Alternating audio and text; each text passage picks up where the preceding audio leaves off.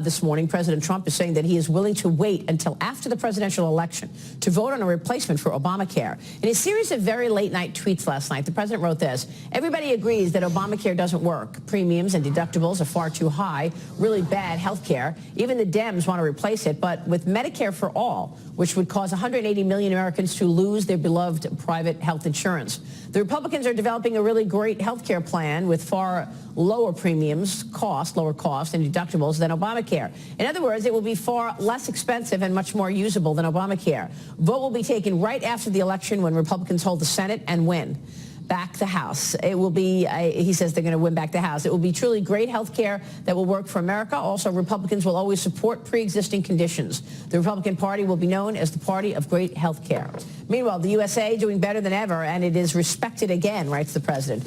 Joining us right now is Tennessee Congressman, Homeland Security Committee member, emergency room physician himself, and former Army medic, healthcare company owner Mark Green. Congressman, it's good to have you on the program this morning. Thanks so much for being here. Thanks for having me. And let me kick it off where the president just left off, because you are a medical doctor and you have a real sense of the issues and how expensive Obamacare was. But you know, you guys can't just come out and say, oh, the Republicans will be the party of health care when you actually don't have a plan that anybody understands, can you?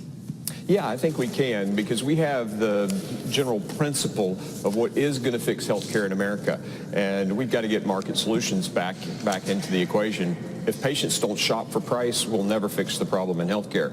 And you can put all portability and all those things, they're just Band-Aids. I mean, they need to happen, but the real issue is a free market solution. And I'm in these conferences, in these meetings.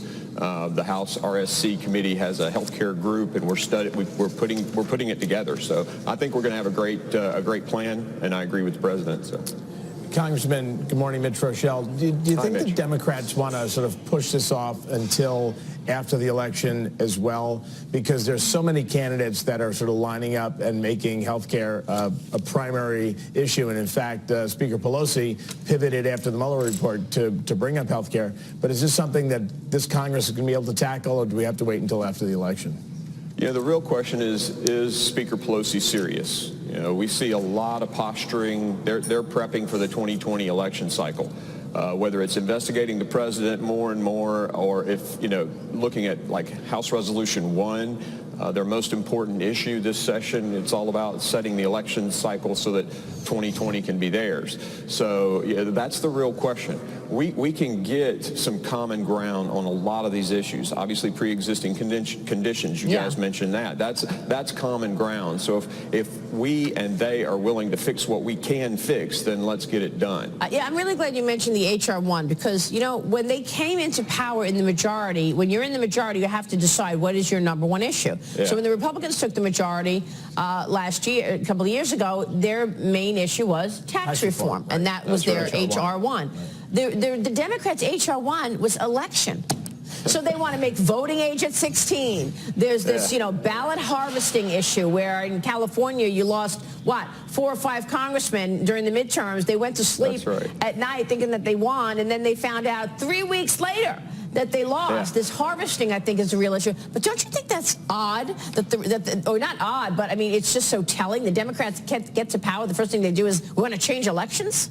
Well, but the Republicans fouled up, though, too, because they pursued repeal and replace before they did tax reform.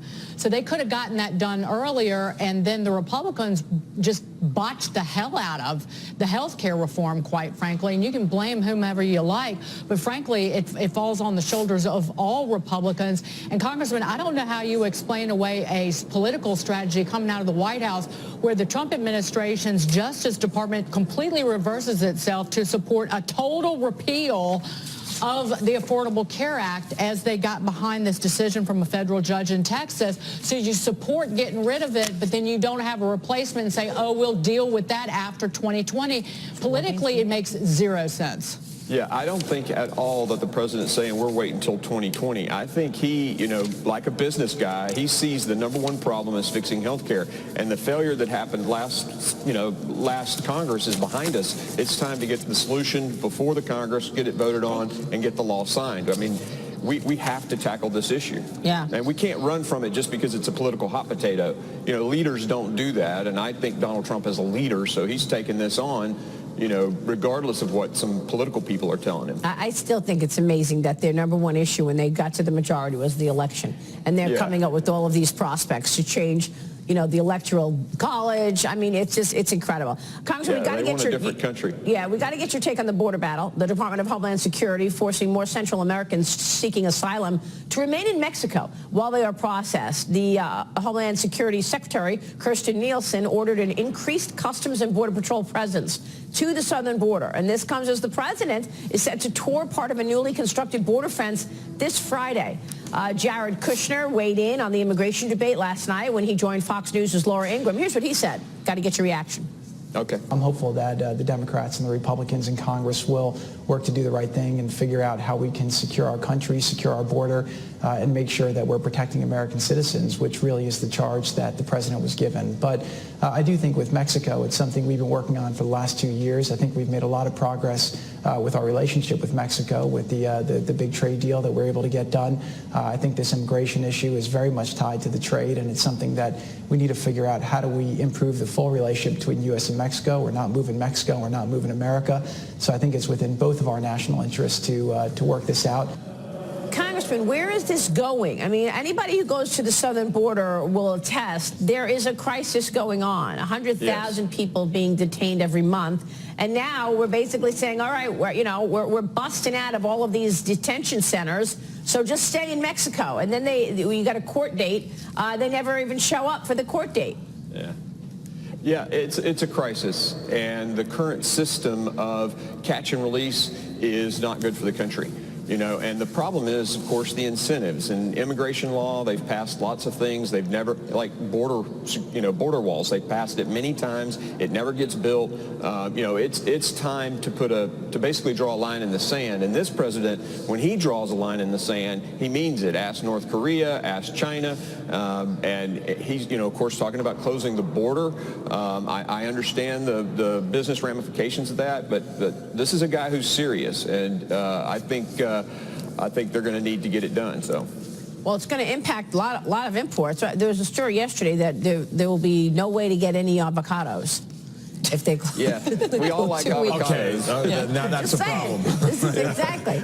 We don't care about cars. We care about avocados. Yeah. So obviously shutting down the border completely. I mean, is there an expectation of how long that would be in place? There's no way to really guess.